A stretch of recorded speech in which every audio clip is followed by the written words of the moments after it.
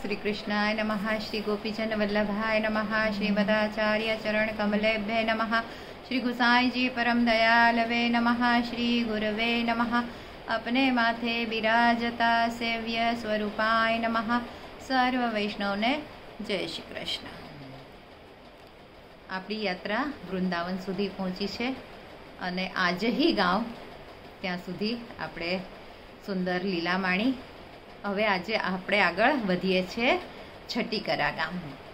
તો છટીકરા ગામ એટલે જ્યાં સ્વામિનીજીની 6 સખીઓ હતી અને એ 6 સખીઓની અહીંયા કુંજો આવેલી છે જુદી જુદી, અને એટલા માટે આ સ્થાનનું નામ પડ્યું છે છટીકરા. આ સ્થાન પર ગરુડ ગોવિંદજીનું એક મંદિર આવેલું છે. એટલે ઠાકોરજીએ જ્યારે ગિરિરાજજીને ધારણ કર્યા હતા તો એ લીલાના દર્શન કરવા માટે ગરુડજી અહીંયા પધાર્યા હતા, અને ગરુડજી એ લીલાના દર્શન કરવા માગતા હતા અને એ લીલાની સેવામાં સહભાગી પણ થવા માગતા હતા કે જે કંઈક થોડી ઘણી રંચક સેવા હું કરી શકું એ ભાવથી પણ ગરુડજી અહીંયા પધાર્યા હતા. અને અહીંયા ગરુડ ગોવિંદજીનું જે મંદિર છે એ મંદિરમાં ઠાકોરજી 12 ભુજાવાળા છે. એટલે મોટે ભાગે આપણે ઠાકોરજીને દ્વિભુજ ક્યાં તો ચતુર્ભુજમાં જોયા છે, પણ અહીંયા ખાસ વિશેષ આ 12 ભુજાવાળા એવા ઠાકોરજી છે. અને આ 12 ભુજાવાળા ઠાકોરજીની મૂર્તિ શ્રી કૃષ્ણ ભગવાનના પ્રપૌત્ર જે હતા વ્રજનાભ એમણે બનાવડાવી હતી. આ ખાસ વિશેષ મહત્વ આ સ્થાનનું છે. અને આજનો ઘણો બધો આપણો સમય યમુનાજી સાથે વિહાર કરવામાં એટલે નૌકા વિહારમાં ને એમાં જ બત્યો. આ રીતે આજનો એક દિવસ આપણો પૂરો થયો. વૃંદાવનમાં 3 દિવસનો મુકામ છે. ત્યારે પહેલા દિવસે રાતના બધાએ પછી જે રાસલીલાનો આનંદ બધાએ માણ્યો એમાં માટગામની લીલા, દાન લીલા અને મહારાસ વગેરે બધા આનંદ માણ્યો. હવે બીજો દિવસ વહેલી સવારે ઉઠીને બધાને પાછો આગળનો પ્રવાસ કરવાનો છે.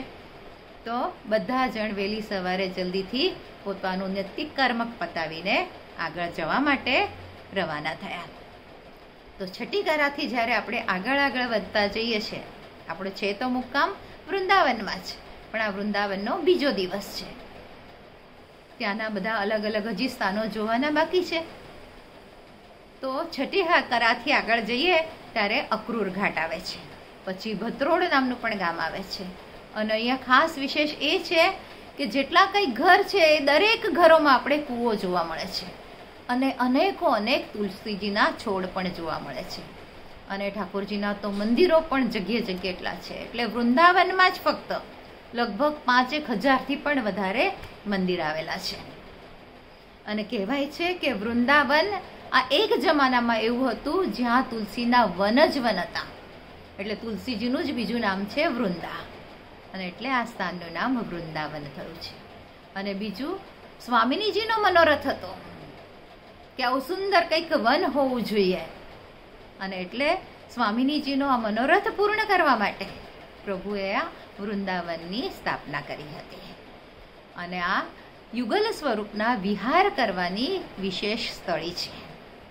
અનેક ભગવદ ભક્તો કૃષ્ણની ભક્તિમાં તલ્લીન થઈ જાય છે અને પોતાનું આખું જીવન જાણે ભગવત પરાયણ કરી દે છે. વ્રજમાં જે 12 વનો છે એમાંનું આ શ્રેષ્ઠ વન કહેવામાં આવે છે. અહીંયા અનેકો ગલીઓ છે, અનેકો કુંજો છે, જેમ કે શૃંગાર કુંજ, શ્યામ કુંજ, માન કુંજ, સેવક કુંજ, નિધિ કુંજ, બંસી કુંજ, ગલી કુંજ, માખણ ચોર કુંજ, જ્ઞાન કુંજ, કુંજ ગલી, માન ગલી, દાન ગલી. આવા તો અનેક સુંદર સ્થાન અહીંયા છે. અને યમુનાજીના પણ અનેકો ઘાટ છે. એમાં અંકુર ઘાટ, કેશી ઘાટ, કાલી ઘાટ, યુગલ ઘાટ, દાવાનલ ઘાટ, ધીર સમીર ઘાટ, બિહારી ઘાટ, ભ્રમર ઘાટ, પ્રસ્કંદ ઘાટ, સુપ્ર ઘાટ, ગોવિંદ ઘાટ, આવી રીતે અનેક ઘાટ છે. પછી અદ્વૈત ભટ્ટ છે, શૃંગાર ભટ્ટ છે, બંસી ભટ્ટ છે.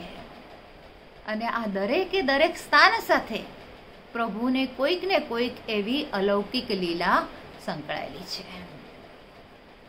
અને ઘણા બધા પુસ્તકોમાં આવું બધું આપણે જાણવા નથી મળતું, પણ અહીંના જે વ્રજવાસીઓ હોય છે એ લોકોના મુખેથી, લોકવાયરા જેને કહેવાય, તો એમના મુખેથી એવી પ્રભુની અનેકો અનેક અદ્ભુત લીલાઓ આપણને સાંભળવા મળે છે. અને બંસી ભટ્ટ માટે એક સુંદર દોહો આવેલો છે કે વૃંદાવન સો બન નહીં, નંદ ગાવ સો ગાવ, બંસી ભટ્ટ સો ભટ્ટ નહીં, કૃષ્ણ નામ સો નામ. તો આજ માટે આટલું જ. આના પછી આવતા વિડીયોમાં જોઈશું. આજના મારા વચનોને પ્રભુ ચરણોમાં સમર્પિત કરું છું. કૃષ્ણાર્પણમસ્તુ. જે કાંઈ ભૂલ ચૂક થઈ હોય તે માટે ક્ષમા ચાહું છું. જય શ્રી કૃષ્ણ.